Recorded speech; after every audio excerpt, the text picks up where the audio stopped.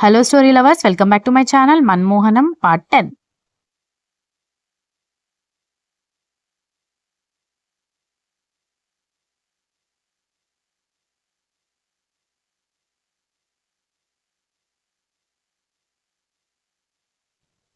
డాక్టర్లని హడావిడి అనే కంటే భయపెట్టి మరీ ట్రీట్మెంట్ చేయించాడు.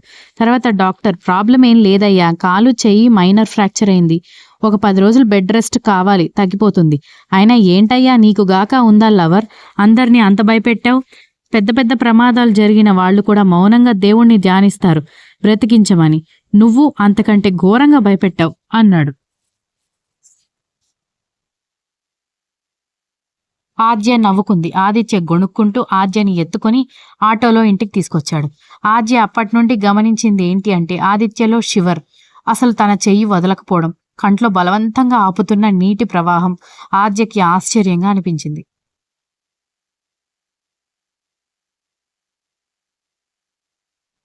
ఇంటికి తీసుకొచ్చి బెడ్ మీద కూర్చోబెట్టాడు. కిచెన్లోకి వెళ్లి కాఫీ పెట్టి తీసుకొచ్చాడు.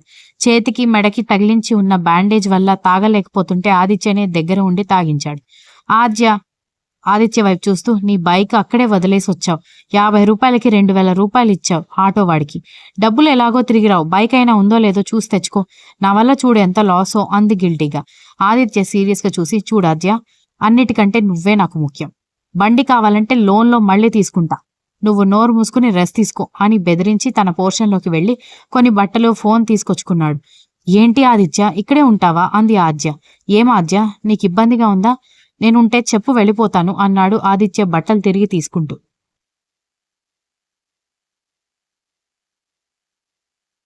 అయ్యో అలా కాదు ఆదిత్య, నన్ను చూసుకుంటూ ఎక్కడుంటావు, నీకెందుకు శ్రమ అంది ఆద్య. అవునా, ఒకసారి ఇక్కడికొచ్చి ఈ టీవీ రిమోట్ తీసుకో అన్నాడు చేతులు కట్టుకుని. ఆద్య సరే అని లేచి ఒక్క అడుగు వేసి కింద పడిపోయింది. ఆదిత్య వెళ్లి లేపి, హా చూడు అమ్మ అవతారం, ఒక్క అడుగు వేయలేదు దానివి, నీ పనులు నువ్వు చూసుకుంటావా? అందుకే ఎప్పుడు తినడం పడుకోవడమే కాదు, ఎక్సర్సైజ్ అనే పదం నీ డిక్షనరీలో ఉందా అని నెత్తిన మొట్టికాయ వేసి బాత్రూమ్ ఎక్కడా అన్నాడు.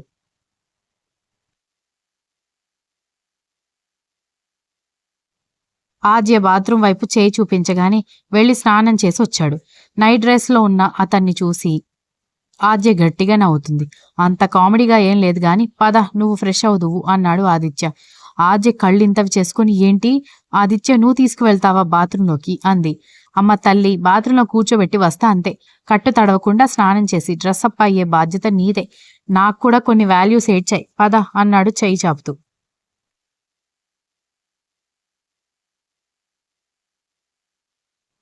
ఆజే ఏడుపు ముఖం పెట్టుకొని, ఆదిత్య ఇది అన్యాయం, ఈ నొప్పిగా ఉన్న చేతితో స్నానం ఎలా చేయాలి అంది. హా, అది కళ్ళు నెత్తిన పెట్టుకుని స్కూటీ డ్రైవింగ్ చేసే ముందే ఉండాలి, ఇప్పుడు ఏడిస్తే ఏం లాభం అన్నాడు ఆదిత్య వెటకారంగా. అయితే 2 వారాలు బెడ్ రెస్ట్ అన్నావు కదా, అప్పుడే స్నానం చేస్తా అంది పళ్ళన్నీ కనిపించేలా నవ్వుతూ. ఆదిత్య షాకింగ్గా, ఛీ గబ్బు పిల్ల, అన్ని రోజులు కంపులో కూర్చుంటావా, నోరు మూసుకుని బాత్రూంలోకి నాడు, లేదంటే అన్నాడు దగ్గరకొస్తూ. ఆద్య భయంగా, వద్దు వద్దు నేనే చేస్తా అంది.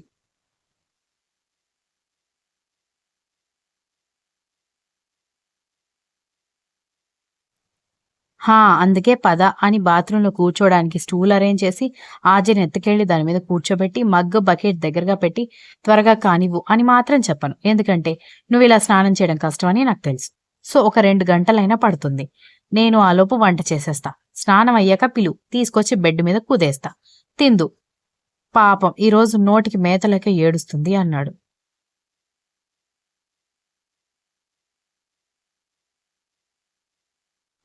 ఆదిత్య, నిన్ను అని ఆద్య కోపంగా కొట్టబోయి చేయి నెప్పివేసి అమ్మా అంది. ఆదిత్య కంగారుగా, ఏమైంది, నొప్పిగా ఉందా, ఏం పనిలేదు, ఊరికే ఉండవా, చేయి స్నానం, ఫుడ్ ఏం చేయమంటావు అన్నాడు ఆద్య చెయ్యి మర్దనా చేస్తూ. ఆద్య వెంటనే నొప్పి మరచి fried rice, egg curry, parotta అంది. ఆద్య, ఈ రేంజ్లో తింటూ ఇంత సన్నగా ఎలా ఉన్నావో నాకు అర్థం కావట్లేదు అన్నాడు ఆదిత్య. ఏమో అంది ఆద్య. సరే నువ్వు కానివ్వు అని డోర్ వేసి వెళ్ళిపోయాడు ఆదిత్య. ఆదిత్య కిచెన్లోకి వెళ్లి ఫ్రైడ్ రైస్ కి కూరగాయలు కట్ చేస్తూ కూర్చున్నాడు. పాపం ఆద్య ఆ చేతితోనే కుస్తీలు పడుతూ స్నానం చేసింది. అలా ఒక 40 నిమిషాలు కష్టపడి మమ్మ అనిపించి ఆదిత్య అని అరిచింది. ఆదిత్య కంగారుగా పరిగెత్తుకొచ్చి బయట నుండే ఏమైంది ఆద్య, కింద పడ్డావా అన్నాడు. లేదు, నా స్నానం అయిపోయింది, బయటికి తీసుకువెళ్తామేమోనని అంది. ఒసే మెంటల్, దానికి ఫిట్స్ వచ్చినట్టు అరవాలా అని డోర్ ఓపెన్ చేసి ఆద్యని ఎత్తుకుని బెడ్ మీద అడ్జస్ట్ చేసి కూర్చోబెట్టి తింటావా అన్నాడు ఆదిత్య.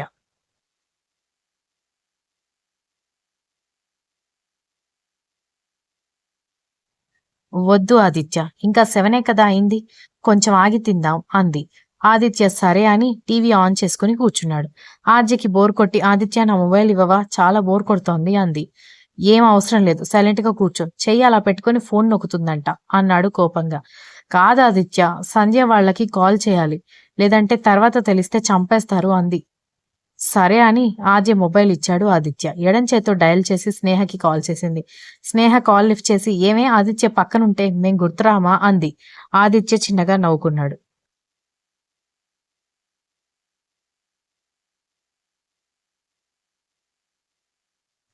ఒసేయ్, ఆదిత్య ఇక్కడే ఉన్నాడు, వింటే తప్పుగా అనుకోడా అంది ఆద్య కోపంగా. ఏంటి, ఆదిత్య మన ఇంట్లో ఉన్నాడా అంది స్నేహ ఆశ్చర్యంగా. అవును ఆదిత్య, నిన్న మీరు వెళ్ళిపోగానే నేనొక్కదాన్నే ఉన్నానని 2 వారాలకి మన పై పోర్షన్లో ఉండడానికి వచ్చాడు. ఈరోజు సాయంత్రం ఇంటికి వస్తుంటే ఎవడో డాష్ ఇచ్చాడు. హాస్పిటల్కి తీసుకెళ్లాడు. డాక్టర్ చెయ్యి కాలు ఫ్రాక్చర్ అయింది, 10 రోజులు బెడ్ రెస్ట్ ఇవ్వమన్నాడు. సో నాకు సాయంగా మన ఇంట్లోనే ఉన్నాడు అంది. స్నేహ కోపంగా ఏమే, నువ్వు కుదురుగా ఉండవా, ఒక్కరోజు కూడా కాలేదు మేమొచ్చి, అప్పుడే చేయి విరగ్గొట్టుకున్నావా, పాపం ఆదిత్య నీకోసం తన పనులు మానుకొని ఉండాలా, రేపొచ్చేస్తానులే, ఎలా చేసుకుంటావు పనులు అంది. అంతలో ఆదిత్య వచ్చి ఫోన్ తీసుకుని స్నేహ, నా ఫ్రెండ్స్ మీరు లేనప్పుడు ఆద్యం నేను చూసుకోలేనా, ఏం పర్లేదు, మీరు వచ్చేస్తే మీ కెరీర్కే నష్టం, ఏం పర్లేదు నేను చూసుకుంటాను, మీరు ప్రాజెక్ట్ కంప్లీట్ చేసుకుని రండి అని ఫోన్ పెట్టేశాడు.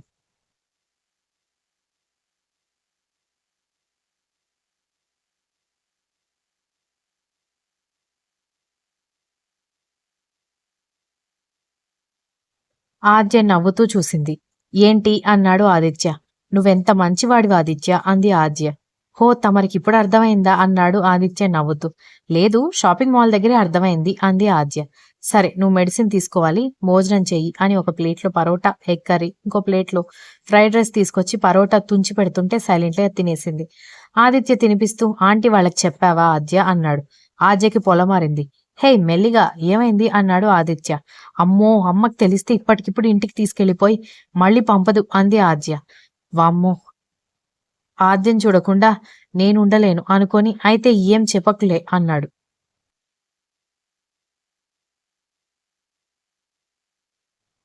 ఆద్యకి తినిపించాక తను తినేసి ఆద్యకి మందులు వేశాడు.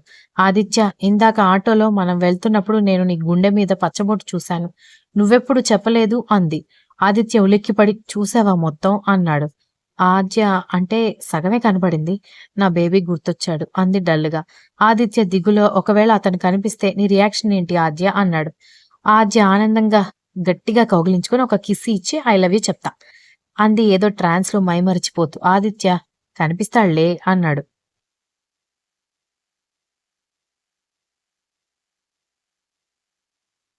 సరే ఆదిత్య, నేను పడుకుంటా, నువ్వు ఆ కాట్ మీద పడుకో అంది ఆద్య. ఓకే, గుడ్ నైట్ అని బెడ్ పైన వాలాడు ఆదిత్య. మందుల ప్రభావం వల్లనేమో పడుకున్న కాసేపటికి ఆద్య గుర్రు పెట్టి నిద్రపోయింది. ఆదిత్య లేచి ఆద్య నుదుటిన ముద్దాడి, నేను నీ బంగారాన్ని చిట్టి తల్లి, నేను తను అని తెలిస్తే నువ్వెలా రియాక్ట్ అవుతావో, ఇన్ని రోజులు పక్కనే ఉండి చెప్పకుండా ఏడిపించానని అపార్థం చేసుకుంటావా, నన్ను అర్థం చేసుకుని నాతో జత కడతావా అనుకుంటూ తన గుండె మీద ఉన్న శివపార్వతుల పచ్చబొట్టు తడుముకున్నాడు. ఏవో ఆలోచనలతో చాలాసేపటికి నిద్రపోయాడు ఆదిత్య. ఆద్య కంటి నుంచి కన్నీటి చుక్క జాలువారింది. లేచి కూర్చుని, ఎందుకు ఆదిత్య, ఎందుకు భయపడుతున్నావు, నీ నోటితో నువ్వు చెప్పాలని ఇన్ని రోజులు ఏం తెలియనట్టు ఉన్నాను, నువ్వు నా ఆదిత్యవే అని నాకెప్పుడో డౌట్ వచ్చింది, నేను నీ గురించే నీకు చెప్తున్నానని ఆ రోజు కేఫ్లో నీ ముఖంలో కనిపించిన మెరుపే నాకు సాక్ష్యం. నాని నువ్వు నన్ను చూసి సైగలు చేసుకోవడం, నేను బాధపడిన ప్రతిసారి నీ గుండె పదిలే ఆవేదన నాకు తెలుసు. అది రోజు నువ్వు నన్ను హత్తుకొని ఆటోలో కూర్చున్నప్పుడే నీ గుండెల మీద ఉన్న పచ్చబొట్టును చూసి అర్థమైంది. నువ్వే నిజం చెప్పే వరకు నేను బయటపడను అని ఆదిత్య బుగ్గను తడమనట్టుగా ముద్దిచ్చి ఆదిత్యం చూస్తూ నిద్రపోయింది. Continuous. If you like the story, please like, share, comment and don't forget to subscribe.